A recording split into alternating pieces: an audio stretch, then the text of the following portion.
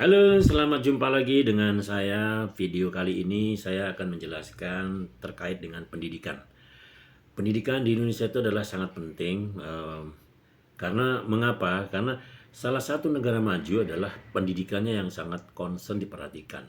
Contohnya seperti Jepang dan Jerman pada waktu kalah dari Perang Dunia Kedua itu, eh, di Jepang itu Kaisar Hirohito kala itu, beliau mengumpulkan ada berapa jumlah guru di Jepang setelah dibom atom ya, Hiroshima sama Nagasaki.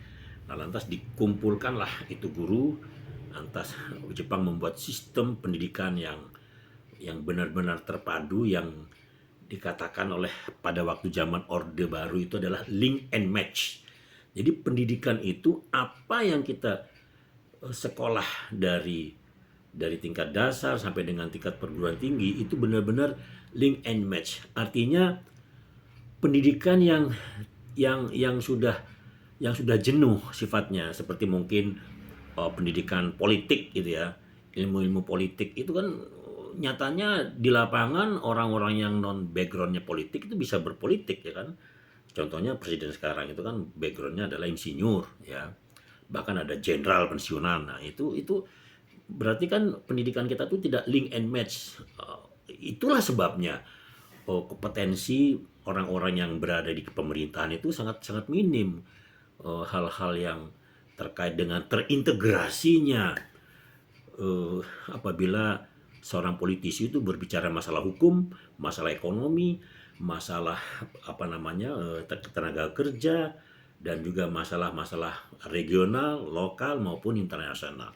Nah, kebanyakan yang bersangkutan itu tidak menguasai, sehingga apa? Sehingga akan dikooptasi dengan penasehatnya yang orang-orang disinyalir katanya sih berpengalaman di bidangnya, sehingga biaya negara tuh lebih banyak mengalokasikan untuk yang bersangkutan seperti itu.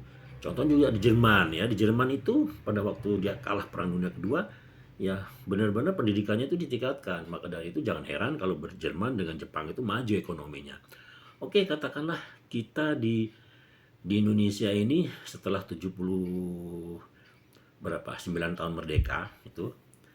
Nah, ini apa yang terkait kemajuan kita dalam hal kita bicara masalah sekarang sudah zamannya AI ya, artificial intelligence itu boleh dikata masih minim. Artinya kebutuhan dasar kita, misalnya pendidikan tentang masalah di pertanian saja ya. Saya kebetulan sekarang berada di daerah Jawa Timur. Itu yang namanya modernisasi terkait dengan pertanian itu nyaris tak tersentuh. Anda bayangkan saja, yang dianggap seperti quote and quote modern itu untuk petani Indonesia hanya sebatas traktor kecil, traktor minim untuk mengolah lahannya, untuk mengolah tanahnya. Setelah panen, diolah tanahnya lah ya, dibajak lah seperti itu. Karena untuk kerbau atau sapi itu sudah sudah ada sih sebagiannya di daerah-daerah terpencil. Tapi yang saya lihat di sini kebanyakan masih menggunakan traktor kecil butut pula. jadi jadi bagaimana kita mau berkembang, apa namanya, pertanyaannya lah. Lantas menanamnya bagaimana? Menanamnya manual itu menggunakan tangan itu, untuk supaya menghindari panas. Petani itu berkebun mulai jam 6. Kalau kita naik kereta api pagi-pagi itu sudah mau masuk kota yang kita tuju, itu kiri kanan petani itu sudah subuh atau jam 6 itu sudah ke sawah mereka. Nah, mereka itu apa namanya, mulai menanam. Nah, untuk pendidikan ya, di Indonesia itu mestinya yang simpel saja lah, yang simpel-simpel saja, yang pragmatis. Katakanlah dari semua departemen ya, yang hanya diwajibkan untuk dapat beasiswa S2, S3 dan seterusnya untuk mencapai yang bersangkutan itu profesor. Itu mungkin orang-orang yang bekerja sekarang itu dikatakan mungkin di BRIN ya, Badan Riset Ilmu apa namanya, apalah singkatannya seperti itu ya, di penggantinya BPPT gitu ya. Nah, oleh karena Oleh karena BPPT itu adalah produk Orde Baru, dirubah menjadi BRIN. Konyol ya. Saya heran, apa sih artinya nama gitu ya. Tidak apa-apa, yang penting kan badan tersebut yang terkait dengan riset. Nah, itulah yang diwajibkan untuk mereka-mereka itu mendapatkan beasiswa ke luar negeri, dibiayai oleh pemerintah. Namun ketika mereka pulang kembali ke Indonesia, ya benar-benar bekerja untuk negara. Buatlah riset-riset yang benar-benar berpotensi untuk mengembangkan baik pendidikan itu sendiri maupun perekonomian Indonesia ke depannya. Nah, badan-badan yang lain itu hanya menerima saja dari hasil riset badan tersebut. Tidak usah hampir semua departemen mengambil juga. Coba Anda perhatikan ya, hampir semua departemen itu ya, mereka itu masuk S1, menyembah-nyembah entah melalui saudaranya yang sudah ada di situ, istilah kerennya itu ya apa namanya, ordal ya, orang dalam. Nah, seperti itulah mereka masuk ya dari S1, mereka taat-taat, nggak ada kerjanya. Kerjanya tuh ya apa kerjanya, sudah dikerjakan dengan orang-orang yang middle pengalaman, sudah paling sebagai pekerjaan admin. Akhirnya apa? Akhirnya searching ke internet mencari beasiswa-beasiswa ke luar negeri. Ya, diharapkan kembali nanti bisa disesuaikan untuk datang ke Indonesia bisa menjabat posisi tertentu. Seperti itulah kira-kira. Namun juga ada yang useless, ya, yang useless itu artinya mereka mendapatkan benefit untuk katakanlah yang membiayai bukan negara, ya ada itu, dapat dari apa negara yang bersangkutan untuk dapat beasiswa. Nah, sekian tahun tuh mereka tuh idle, tidak ada pekerjaan di departemen tersebut, ya bisa juga dikatakan cuti tanpa digaji. Nah, lantas kembali lagi ke sana, jabatan juga dia tidak ada, ya akhirnya enjoy dengan setelah masuk. Kalau seandainya bisa disesuaikan titelnya itu di Indonesia, naik jabatan, gaji naik, tapi pekerjaan alokasi tidak ada. Akhirnya hingga pensiun. Saya juga punya teman yang S3 begitu, pemikirannya juga tidak cemerlang itu. Saya juga heran kadang-kadang. Nah, makanya pendidikan itu benar-benar harus link and match. Perbanyaklah pendidikan di Indonesia itu vokasional, dari Sabang sampai Merauke itu kira-kira alokasi untuk penempatan profesi real di lapangan tuh apa kira-kira? Ya, contoh saja ini contoh yang contoh yang singkat. Kita kan lagi banyak ini mengerjakan apa namanya infrastruktur ya, baik itu jalan tol, pelabuhan udara maupun pelabuhan laut. Itu kan menggunakan tenaga kerja yang baik yang ahli maupun yang menengah maupun juga tenaga kasarnya. Nah, kebanyakan tenaga tersebut itu yang terampil umumnya dari Jawa. Mengapa dari utara Sumatera ya, didiklah itu kompetensi vokasional setempat di sekitar Aceh, Sumatera Utara, itu benar-benar orang lokal yang mau bekerja menjadi tenaga profesional di bidangnya yang terampil.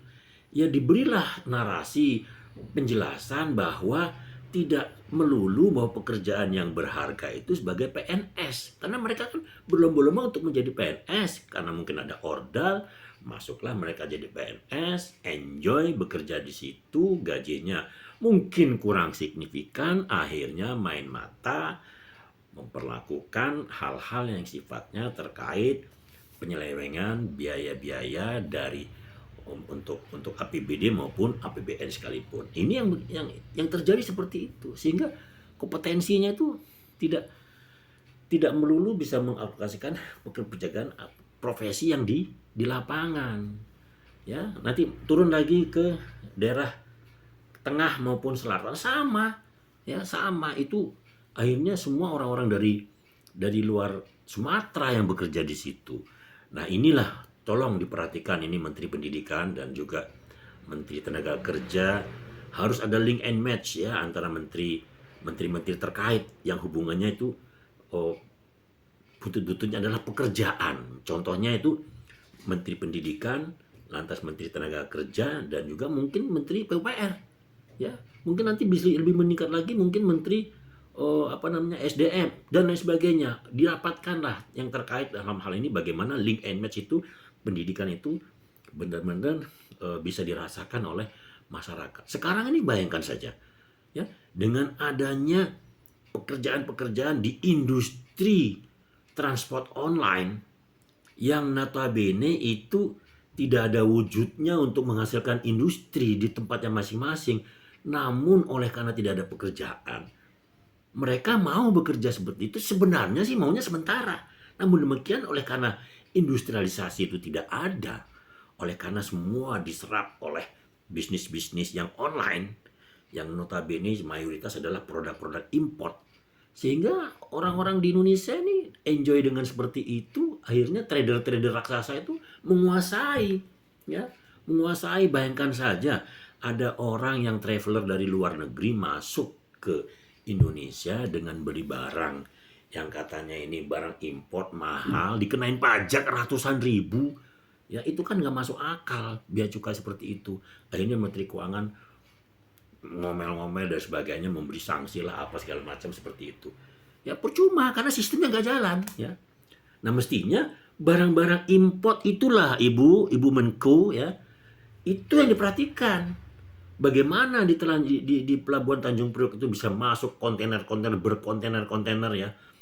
Harga-harga barang-barang import itu tidak diperhatikan, sehingga ibu-ibu, emak-emak, ya Gen Z juga senang membeli barang-barang online tersebut. Ayolah, diperhatikan benar-benar. Ini 4 bulan ke depan jabatan Anda kan sudah tidak ada. Syukur-syukur nanti Anda mungkin bisa jadi menteri lagi. Dibuatlah, bicara dengan presiden, dibuat perpu atau mungkin perpres yang sehingga bisa mengakselerasi pendidikan itu yang short term. Kita membutuhkan pendidikan vokasional di mana-mana. Bu Menteri, saya ini sekarang berada di Jawa Timur, sedang ada sedikit untuk merekrut tenaga kerja ke luar negeri berdasarkan rekomendasi dari BP2MI. Itu luar biasa peminatnya, Bu Menteri. Ya, padahal yang diperlukan tenaga kerja di sana itu adalah tenaga kerja biasa. Ya, kalau di sini seperti Astra tuh karyawan biasa lah untuk bagian muter-muter baut. Namun demikian gajinya menantang. Gajinya rata-rata 20 juta. Ya, itu sudah mendapatkan penginapan, makan sekali, ya siang, ya mungkin sekenyangnya lah. Yang paling penting kan tempat penginapan sudah ada.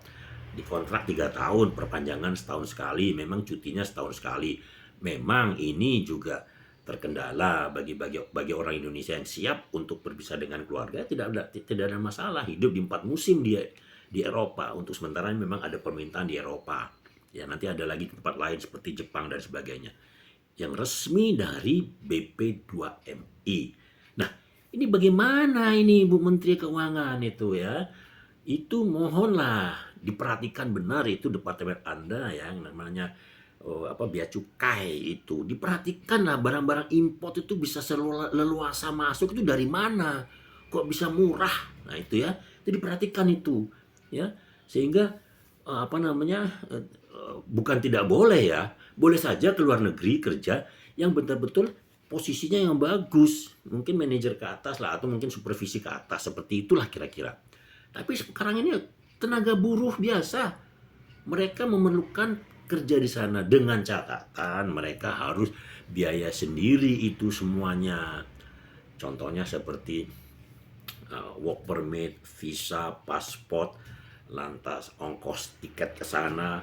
Namun demikian setelah sana mereka bekerja mendapat penginapan, ya dapat makan sekali, sarapan untuk makan malam itu tidak mengapa. Yang paling penting kan makan siang itu kan kita perlu banyak. Yang paling penting penginapan kan, mandi segala macam ada di situ.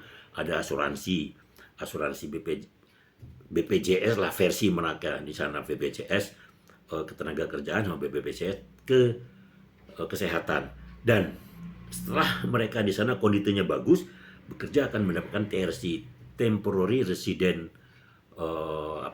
card, TRC, ya, temporary resident card, untuk bekerja di salah satu Uni Eropa. Nah, apabila mereka ini berkondisi bagus di salah satu negara tersebut, lantas mau pindah lagi ke negara lainnya yang terkait dengan Uni Eropa, bisa dengan mudah. akan diperpanjang lagi TRC tersebut, sehingga mereka dengan betah bekerja sebagai tenaga middle, bisa naik pertama mungkin bagian buruh biasa, lantas meningkat menjadi middle class dan seterusnya. Ya syukur-syukur mungkin bisa menjadi posisi manajer, mungkin bisa saja seperti itu. Nah, coba tolong diperhatikan ini masalah pendidikan. Menteri Pendidikan, Menteri Nadine, ini 4 bulan lagi Anda bertugas loh ya. Bagaimana caranya supaya pendidikan vokasional diperbanyak? Kita sudah cukup lah untuk pendidikan perguruan tinggi.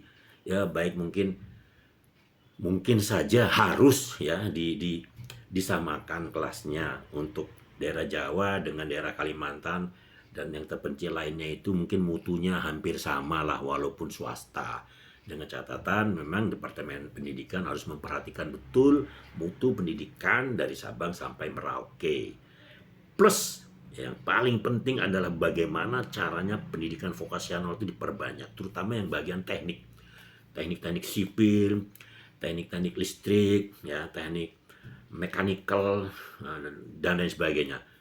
Mungkin wabil khusus lagi tenaga-tenaga terampil di bidang pertanian, karena kita ini kan hati-hati loh dengan penduduk sekitar 300-an juta. Ya, kalau kita tidak bisa menyiapkan hasil-hasil produk pertanian dengan signifikan, kita import semua barang pertanian saja, kita import sudah bahaya ini. Bahaya salah satu negara. Saya rasa begitu aja singkat saya katakan bahwa pendidikan penting adalah diperbanyak masalah vokasional, sehingga orang Indonesia ini bisa bekerja sesuai dengan posisi yang ada di lapangan. Ya, kita lagi negara sedang membangun infrastruktur dari Sabang sampai Merauke ini, jangan monopoli tenaga kerja dari Jawa saja. Tenaga lokal harus dididik dan diberi narasi supaya bahwa bekerja sebagai tukang itu tidak hina. Ya, tidak hina, sehingga mereka bisa membangun daerahnya untuk mencegah urbanisasi yang memadat di daerah Jabodetabek atau kota besar ya. Sekian dari saya. Terima kasih. Bye bye.